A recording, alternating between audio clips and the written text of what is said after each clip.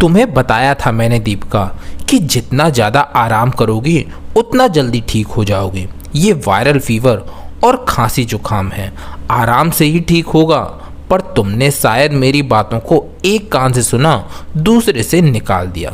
सिर्फ मेरे पास आकर बार बार तबीयत खराब होने और कमजोरी महसूस करने की बात करने से मैं तुम्हें कोई ऐसी घुट्टी नहीं दे सकती जिसे पीते ही तुम स्वस्थ होकर नाचने लगो।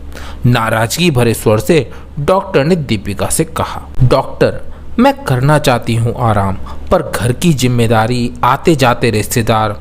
वो इतना ही कह पाई थी कि डॉक्टर ने उसे टोक दिया। सब करना, पर पहले खुद ठीक तो हो जाओ। और तुम्हारे घर में तुम्हें सब कहते नहीं तुमसे कि आराम कर लो? वो दरअसल जब से तबीयत खराब हुई है कोई ना कोई मिलने आता रहता है तो आराम कम हो पाता है डॉक्टर। तो कहो ना उनसे कि तुम्हें अभी विजिटर्स की जरूरत नहीं, आराम की जरूरत है। दीपिका डॉक्टर के चैम्बर से बाहर निकली तो विनीत किसी से फोन पर बात कर रहा था, तो दीपिका वहीं बैठ गई। ये सच है कि जिस दिन वो डॉक्टर के पास दिखाने आई थी उस दिन डॉक्टर ने दवाई के साथ ये हिदायत दी थी कि जितना रेस्ट करोगी उतना जल्दी ठीक हो जाओगी, तो ज़्यादा से ज़्यादा आराम करना है और लिक्विड डाइट लेना है। यूँ तो ससुराल परिवार काफ़ी छोटा है, सास ससुर देवर और पति, और ये सब मैनेज भी कर लेते हैं उसकी तबीयत खराब होने पर।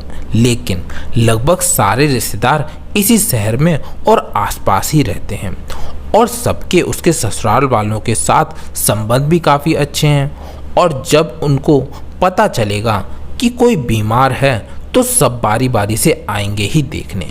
अब कोई आए और स्पेशल रूप से उसे देखने, उससे मिलने, तो वो अटेंशन ना दे, ये कैसे हो सकता है भला? अब चाय नाश्ता तो फिर भी सासू माँ देख लेती, पर उठना, पैर छूना और जितनी देर वो रहें उतनी देर बैठे रहना, ये तो उसे करना ही पड़ता है। और उसके बाद वो बहुत ज़्यादा थक जाती। और एक दो रिश्तेदार तो लगभग हर रोज आ ही जाया करते थे। इस कारण 8 दिन होने को थे, पर कमजोरी थी कि जाने का नाम ही नहीं ले रही थी और दिन भर में एक आधा बार बुखार आ ही जाया करता था। तो वो दोबारा डॉक्टर के पास आना पड़ा था। डॉक्टर ने 1-2 टॉनिक लिखकर आराम करने की हिदायत दी थी और भेज दिया था। अब डॉक्टर को वो कैसे समझाए कि कोई प्यार से देखने आता है तो वो और उसके परिवार वाले मना कैसे कर सकते हैं? भला बुरा नहीं मान जाएंगे वो? और बीमार को देखने की प्रथा तो सदियों से चली आ रही है, इसमें कोई किसी को मना कैसे कर सकता है? क्या कहा डॉक्टर ने? विनीत ने बात खत्म करके पूछा। कुछ नहीं, ये दवाएं दी हैं और पूरा रेस्ट करने को कहा है, दीपिका ने प्रेस्क्रिप्शन विनीत की ओर बढ़ाते हुए कहा। साथ ही डॉक्टर से हुई सारी बात भी विनीत को बता दी। हालांकि विनीत को भी इस बात का एहसास था कि कई दफ़ा दीपिका जैसे ही नींद में होती कोई ना कोई आ जाता और तब न केवल उसे नींद तोड़कर बैठना पड़ता बल्कि 1-2 घंटे तक अपने कमरे में उन रिश्तेदारों की बातों में भी शामिल होना पड़ता। और क्योंकि वो उसे देखने आए हैं तो उनके कमरे में ही बैठकर बातें करने लगते थे। साथ ही साथ ये भी कहते जाते कि लोग मिलने जुलने आते रहें तो बीमार होने जैसी फील नहीं आती, पर जो बीमार है उसे समझ में आता है कि ऐसी अवस्था में किसी को समय देना कितना मुश्किल है। खैर दवाएं लेकर वो लोग लौटे तो हॉल में ही बुआ सास बैठी हुई थी। उन्हें प्रणाम करके दीपिका अंदर चली गई तो वो विनीत से पूछ बैठी, बहुआ, बहू का मर्द जान ही रहा है, हम तो कब से खुशखबरी की आस लगाए बैठे हैं, पर ये सब क्या? क्या कहा डॉक्टर ने? सब ठीक तो है ना? बुआ जी ने पूछा। खुशखबरी तो तब आए ना बुआ जी जब दीपिका का शरीर पूरी तरह ठीक हो। आज तो डॉक्टर ने मुझे डरा ही दिया। ऐसा क्या बोली डॉक्टर? विनीत सासू माँ भी चिंतित होकर पूछ बैठी। बोल रही थी इन्फेक्शन बहुत ज़्यादा फैल गया है और 8-10 दिन के अंदर ठीक ना हुआ तो बहुत सारे टेस्ट कराने पड़ेंगे। ये सब तो ठीक है, पर क्या बउआ? उन्होंने कहा कि दीपिका का यह रोग फैलने वाला है, किसी भी कमज़ोर इम्यूनिटी वाले को हो सकता है। तो उसके पास कोई ना जाए और ना ही बैठे। वही उसके लिए भी बेहतर है और अगले के लिए भी।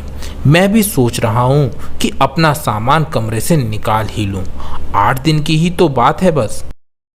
झूठ बोल रहे विनीत को लगा दीपिका की भलाई के लिए इतना सा झूठ बोलने में कोई बुराई नहीं है, और फैलने वाली बीमारी का आइडिया और उसकी भयानकता का अंदाजा कोरोना ने दे ही दिया था, और लोग इस बात को समझेंगे ये भी पता था। खासकर वो ये बात वो बुआ जी के आगे बोल रहा था, जिनकी नेटवर्किंग काफ़ी अच्छी थी। उसे पता था शाम तक ये बात पूरे रिश्तेदारों में फैल जाएगी। अच्छा, ऐसा कहा डॉक्टर ने तो इसमें क्या दिक्कत है, कर लेंगे परहेज 8 दिन। बहू सबसे पहले तो उसकी सेहत जरूरी है ना। हम लोग समय पर उसका खाना पानी सब कमरे में पहुंचा देंगे, और क्या।